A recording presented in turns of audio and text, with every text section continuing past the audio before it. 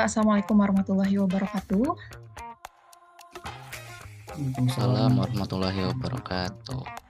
Kami dari kelompok 1A, dengan saya Fiona Lutfiah Aliatasya, NDH 3. Saya Cecep Subarkah, NDH 01.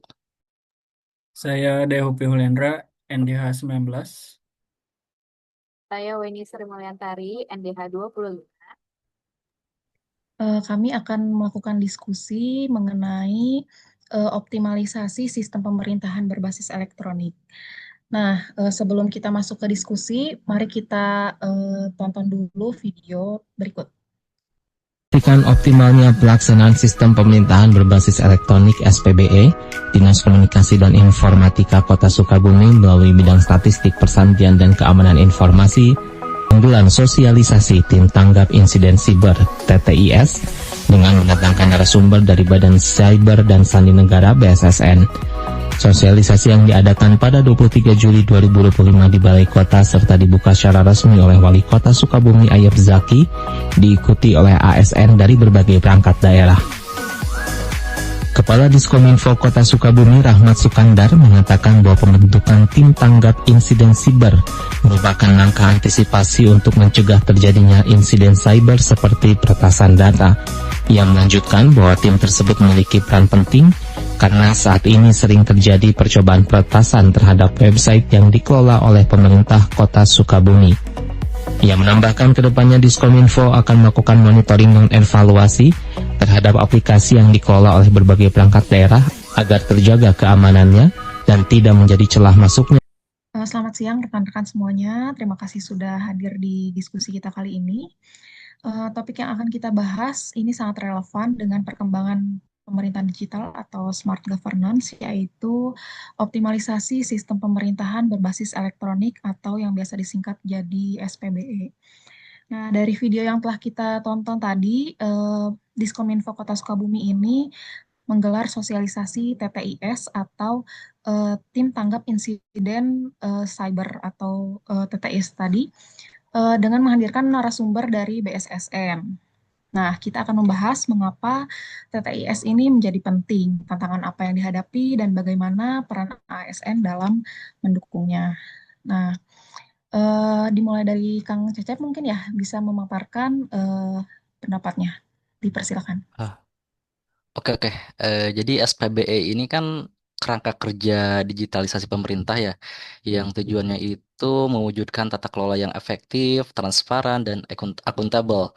Namun menurut saya keberhasilan SPBE ini tidak hanya bergantung pada aplikasi atau infrastruktur ya, tapi juga pada keamanan data dan kesiapan SDM-nya itu sendiri. Nah, mungkin tantangan di daerah seperti Kota Sukabumi ini antara lain keterbatasan tenaga ahli keamanan cyber, kemudian infrastruktur jaringan yang belum merata, dan literasi digital ASN yang masih perlu ditingkatkan. Nah, jika tantangan ini tidak diatasi, mungkin layanan publik digital bisa rentan terhadap serangan cyber yang berpotensi mengganggu pelayanan masyarakat. Baik, kalau menurut Kang Dae, seperti apa Kang Dae? Ya, TTIS ini dibentuk sebagai garda terdepan dalam mendeteksi, merespon, dan memulihkan sistem dari insiden cyber. Data BSSN menunjukkan rata-rata 1,25 miliar anomali trafik internet per tahun yang berpotensi menjadi serangan. Dengan adanya TTIS, setiap insiden bisa ditangani lebih cepat dan terkoordinasi. BSSN berperan memberikan panduan teknis, pelatihan, dan pendampingan kepada pemerintah daerah. Pembentukan TTIS juga sejalan dengan surat edaran bersama Kemendagri dan BSSN yang mewajibkan seluruh Pemda membentuk tim ini paling lambat 30 September tahun 2025. Baik, itu dari sisi peran TTIS dan BSSN yang mungkin ya.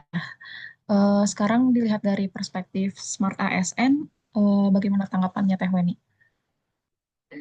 Terima kasih atas kesempatannya. Menurut saya, dari perspektif Smart ASN ini, kemampuan menjaga keamanan informasi adalah bagian adalah bagian integritas dan profesionalisme.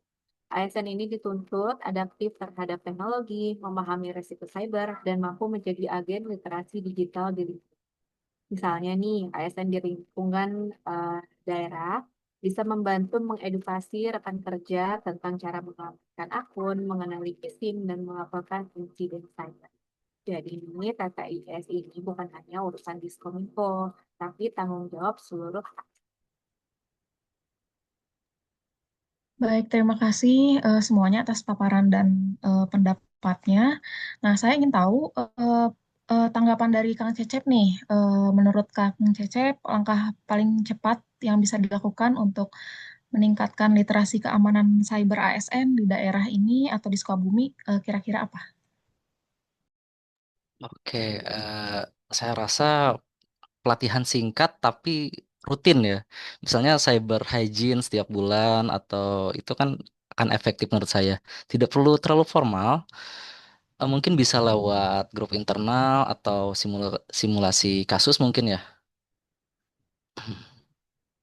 Baik, menarik. Kalau menurut Kang Dae, dari sisi TTIS-nya yang tadi sudah dipaparkan, kira-kira bagaimana kolaborasi dengan perangkat daerah lain bisa berjalan efektif? Menurut saya sih komunikasi dua arah kuncinya.